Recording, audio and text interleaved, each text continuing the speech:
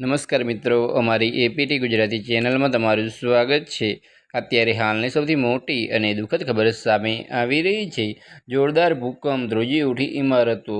તો આની વિગતવાર વાત કરીએ તો તમને જણાવી દઈએ મિત્રો કે જાપાનના કાગોશીમા ક્ષેત્રમાં 5.9ની તીવ્રતાનો જોરદાર ભૂકંપ આવ્યો છે।